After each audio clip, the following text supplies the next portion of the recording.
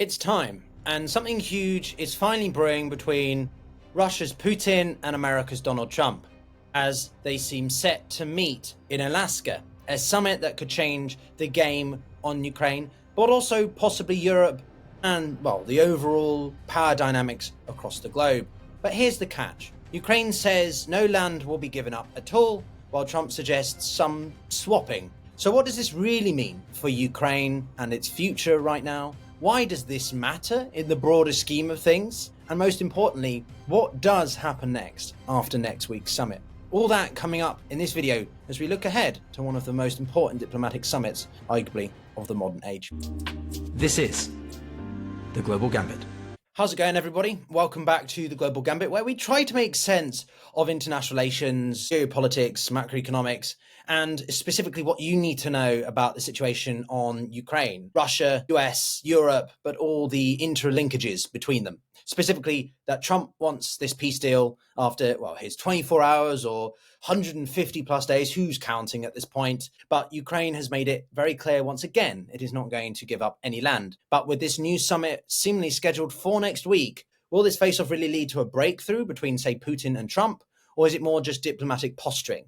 And, well, could there potentially be a backdoor deal between these two men? Don't forget Trump's idolization or admiration of Putin at the expense of Ukraine. Certainly, it gives us an idea of how Trump looks at international relations and the view of the world. Now, before we dive into the specifics of this summit, I want to hear what you think. Do you think this summit is going to deliver anything? Maybe not on paper, at least in the traditional sense, but maybe some shady stuff going on behind the scenes. I still believe that Trump and Putin want to get some kind of thing, and ultimately Trump doesn't really care about Ukraine as much as he does getting some kind of deal for his own ego and his own domestic audience. But also, there is some historical context here. The US has obviously been a vocal critic of Putin's actions, particularly in relation to his invasion of Ukraine in 2022. Washington has treated Moscow as a pariah state since then, and slapping Russia with enormous amounts of sanctions and leading the charge for international condemnation.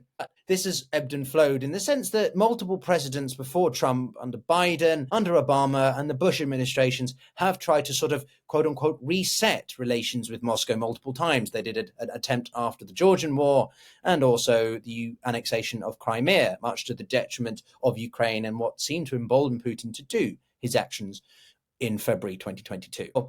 This concept does go back to the early 2000s. It's not necessarily something new, but the US and the Russians would try to find new areas to collaborate on, be it on space, on counterterrorism, or other areas, and grow more assertive together as Putin grew more assertive on the global stage and his desire to reestablish Russia as a great power in the events of the end of the Cold War and dissolution of the Soviet Union. But under Trump, well, he's always been controversial, and he has been arguably a bit of a chum to Putin in his years, especially in the first term. What's different now is Trump's impatience with Putin's seeming desire to say one thing but then do another. Now, this brings us to the summit. Now, symbolism of diplomacy is quite important, optics, and that can't be ignored when it comes to Alaska either. While it might seem random, it's not. It's loaded with geopolitical historical weight. Alaska was sold by Russia to the United States in 1867, a deal that was part of Russia's efforts to sort of consolidate power elsewhere, particularly in a pivot towards Europe.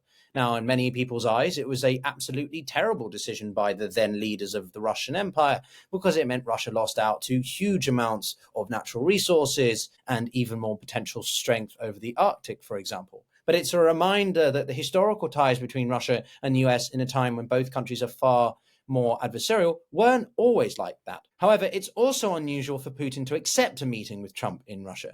Optically, which do matter also in international relations, it can be odd for the Russian president to agree to meet on US territory, on US soil, when so many have been pushing, say, the Middle East, areas where, well, it's unlikely that Putin's indictment charges under the International Criminal Court will be held up. So why Alaska? Why not a conventional neutral location? Lots of that do people think perhaps Trump is still trying to keep Putin on a sweet spot. and something that, well, I remain very skeptical of myself. Now let's get into the core of this summit's significance. The territorial issue is, of course, Ukraine. President Zelenskyy has been crystal clear yet again this morning. Ukraine will not be ceding any land to Russia, even the ones that it fully occupies. In a video address, Zelenskyy simply emphasized that Ukraine's territorial integrity, sovereignty, and independence are enshrined in the constitution. No negotiations on this. Zelenskyy's firm stance highlights the immense pressure, therefore, Ukraine faces, not only on the battlefield right now, but in international diplomacy.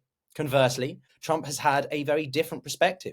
He has, throughout the past 7-8 months of his presidency, emphasized the idea of land swapping between Russia and Ukraine. Trump plans seems to imply basically that the solution could involve ceding some Ukrainian territory to Russia in exchange for something else. Not entirely sure what that would be, because Ukraine has made it clear it's not particularly interested in any other land, especially even Kursk, which it did control most of until the past few weeks. Now, Zelenskyy is resolute. Any deal that the Ukrainians are asked to hand over land will not occur. And, well, it seems evident that Trump is trying to bypass this by not even having Ukraine present in the room. This contradiction between the two leaders, therefore, points to a larger divide in their approaches to ending the war. And Zelenskyy wants peace, but on Ukraine's terms, whilst Trump wants peace regardless of the compromise or concessions that might be involved. And why, well, even though right now Trump seems to be more on side Ukraine, given his impatience with Putin, he may well deviate yet again because of what he sees to be a deliberately obtuse Zelenskyy getting in the way of longer-term stability and peace, or just his own interests. So what does Putin want from this summit? Well, if you haven't worked it out already, Putin wants diplomatic victory. He wants perhaps a bit of a break, but ultimately he needs some kind of deliverable by which to sell to the domestic audience and his elites to ensure that his domestic situation, and especially the economy, don't get worse. Putin has always believed in Russia's role as a great power, on par with the US, China, and, well, maybe sort of supranationals like the EU.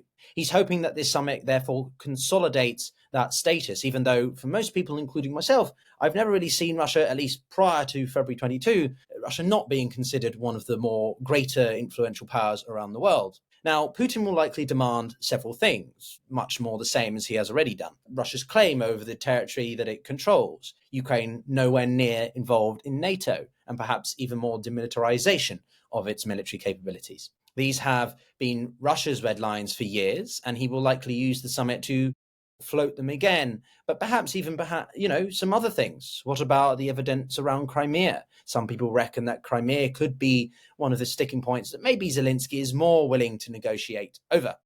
But any agreement made between Trump and Putin will be seen as incomplete at best and a serious diplomatic setback, at least for Ukraine, at worst. For Trump, this summit is a chance to take a shot at securing a legacy moment. He's largely failed in his efforts over Gaza. He has succeeded in establishing peace between India and Pakistan, as well as Cambodia and Thailand just a couple of weeks ago.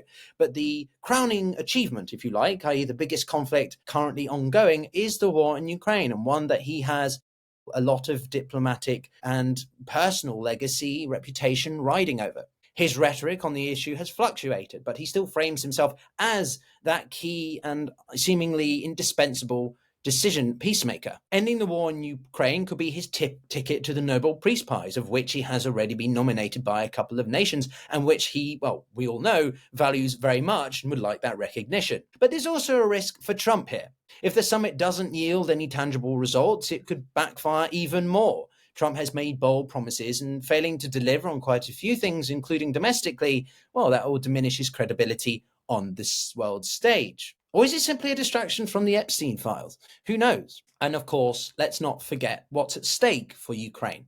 Ukraine has clearly stated that it won't give up territory to Russia, but Ukrainian people, soldiers and officials are very firm in their stance, and we have seen barometers suggesting that more and more Ukrainians are, fatigued by the war and willing to at least enter into negotiations with the Kremlin, albeit it depends on the products that are delivered and whether or not Ukrainians would agree to that still. It's all well and good to start negotiations, but whether or not they lead somewhere and, deliver a product in and of itself are two very different additional steps, and something I emphasize frequently on this channel. Now, it is a crucial moment as the war has already inflicted immense suffering.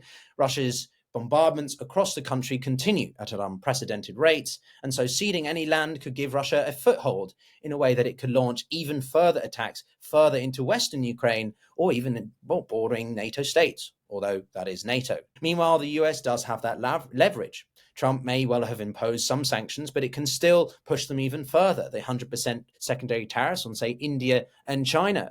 It has already done to a certain degree on India, and well, that's a detriment to the Indo-US relationship, but also more likely with the impact that it has on India's willingness to engage with Russian energy or imports of other products and resources. So how much can Moscow hold out, but also the US risk in antagonizing countries it relies on in other geopolitical scenes?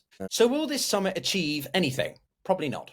Both sides are incredibly entrenched. Russia and Putin specifically have their maximalist demands, which largely have never changed. Ukraine, albeit when Zelenskyy makes statements about a willingness to explore more options, in his immediate reaction is about unwilling to cede certain territories.